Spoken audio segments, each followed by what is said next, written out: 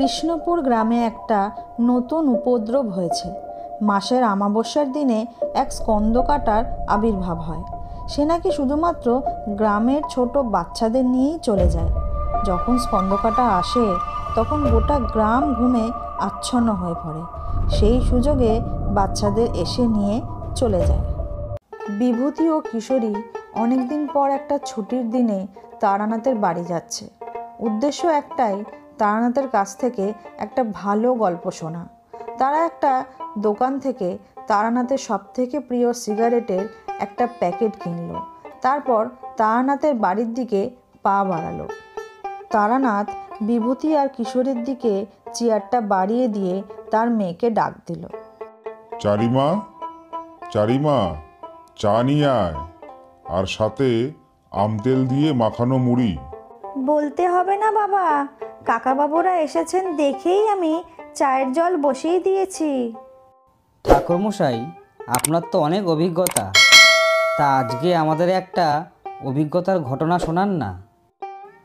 এই বলে সিগারেটের প্যাকেটটা তারানাথের দিকে বাড়িয়ে দিল। তারানাথ সেখান থেকে একটা সিগারেট নিয়ে বলতে শুরু করলো। তোমাদের একটা ঘটনার কথা শোনাই।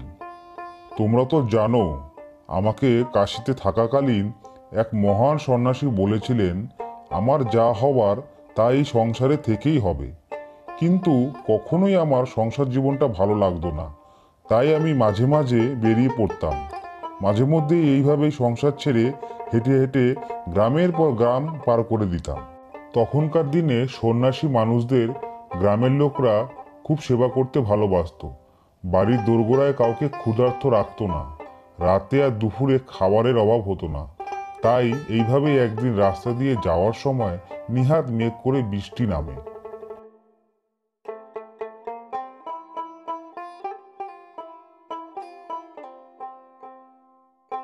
জমিদার বাবু তারানাথকে দেখে বলেন, আরে সন্ন্যাসী বাবা, প্রণাম নিন, প্রণাম নিন।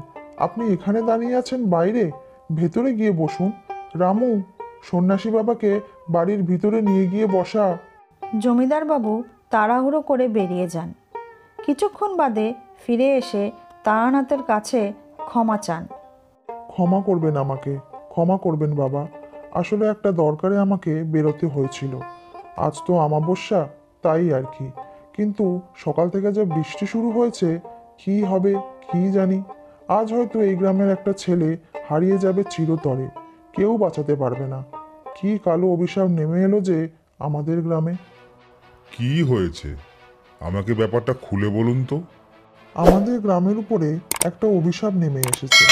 প্রত্যেক অমাবস্যায় এক স্কন্দকাটা আসে, আর সে যখন গ্রামে আসে সকলে ঘুমিয়ে যায়।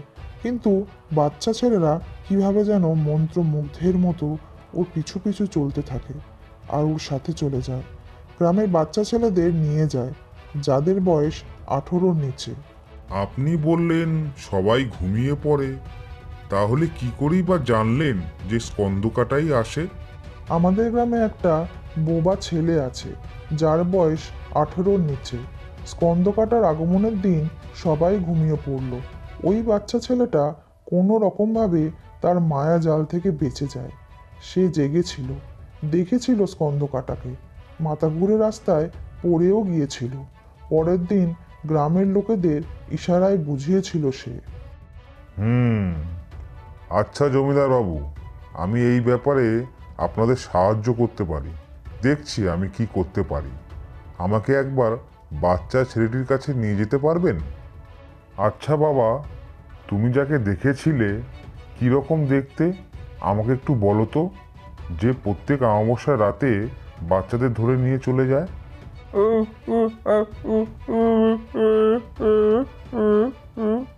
জমিদার বাবু আর তারানাথ বাচ্চা ছেলেটার সাথে কথা বলে বাড়ি ফেরার পথে কিছু বাড়ি থেকে কান্নার আওয়াজ শুনতে পায়।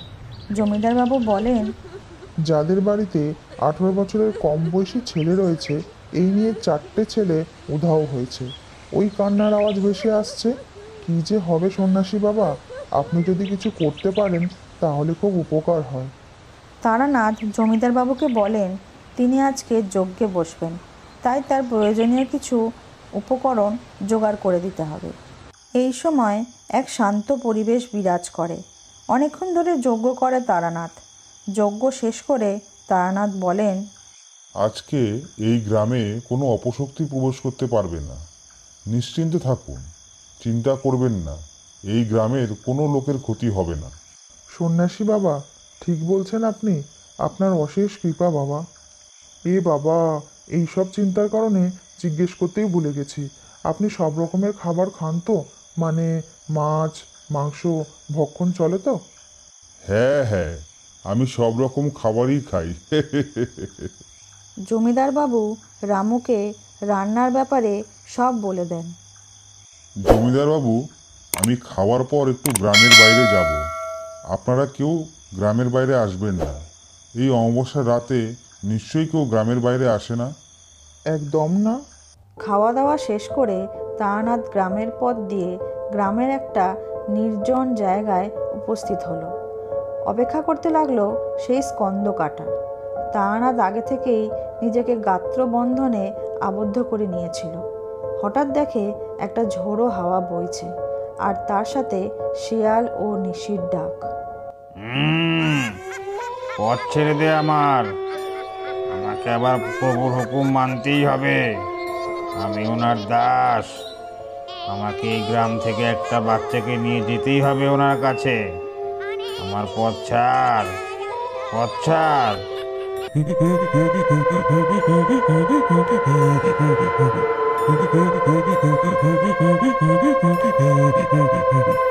হঠাৎই তারানাথ রুদ্রাক্ষের মালা জপ করতে করতে হাঁটতে থাকে জঙ্গলের দিকে।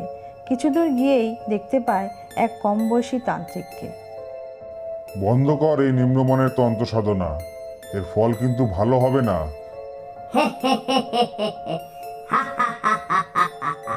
এমন সময় কোথা থেকে সেই স্কন্দকাটা দৌড়ে এসে তান্ত্রিকের দেহ থেকে তার মুন্ডুটা আলাদা করে দেয় এবং ভয়ঙ্করভাবে হেসে ওঠে।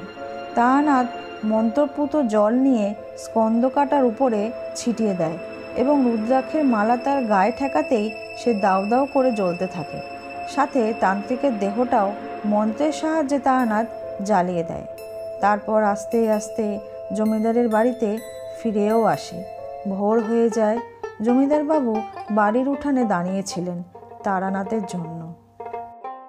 বলছি আগে একটু চা জল খাবারের ব্যবস্থা করুন তো। আমি কিছু দেবীর কৃপায় বেশ কিছু শক্তির অধিকারী। আমি জানতে পেরেছিলাম কেউ কিছু নিম্নমানের তন্ত্র করছে, তবে তা তন্ত্রের একদম প্রথম ধাপ। কোনো গলাকাটা দেহ পেয়েছিল, সেটাই সে তন্ত্রের কাজে লাগাচ্ছে এবং তার আরাধ্য দেবীকে তুষ্ট করার জন্য গ্রামের যুবকদের বলি দিচ্ছিল। বলি দিত এই স্কন্দকাটাই। স্কন্দকাটা আজ তার নিজের শিকার না পেয়ে তান্ত্রিককেই সে আজ নিজের শিকার বানিয়েছে। দুপুরে খাওয়া দাওয়া সেরে একটু বিশ্রাম নিন, তারপর আপনার সঙ্গে জমিয়ে গল্প করা যাবে। সেই চিন্তার কারণে আপনার সম্পর্কে তো কিছু জানাই হলো না। না জমিদার বাবু, আমি সংসারে আবদ্ধ থাকতে চাই না। খাওয়া দাওয়ার পর আমি বেরিয়ে পড়ব আমার উদ্দেশ্যে। কিন্তু আর কয়েকটা দিন আমাদের গ্রামে থেকে গেলে ভালো হতো। না জমিদার বাবু, আমাকে এত করে বলবেন না। আপনার অনুরোধ আমি রাখতে পারবো না। এছাড়া আমি সন্ন্যাসী মানুষ। দুপুরে খাওয়া দাওয়ার পর তারানাথ বেরিয়ে গেলেন আর বুঝিয়ে দিয়ে গেলেন মৃত কোনো কিছুর ভিতরে প্রাণ প্রতিষ্ঠা করা যায় না। আচ্ছা বাবা, সেই বোবা ছেলেটি কিভাবে স্কন্দকাটার মায়াজাল থেকে মুক্ত ছিল? সেই ছেলেটি দেবলগ্নে জন্মেছিল। তাছাড়াও ওর উপর ছিল মা কালীর কৃপাদৃষ্টি। কি বন্ধুরা, কেমন লাগলো আজকের গল্পটা ভালো লাগলে একটা লাইক করতে ভুলো না। এরকম নতুন নতুন গল্প দেখতে হলে আমাদের চ্যানেলটাকে সাবস্ক্রাইব করে দিও এবং বন্ধুদের সাথে শেয়ার করে পাশে থেকো। দেখা হচ্ছে নতুন গল্পের সাথে।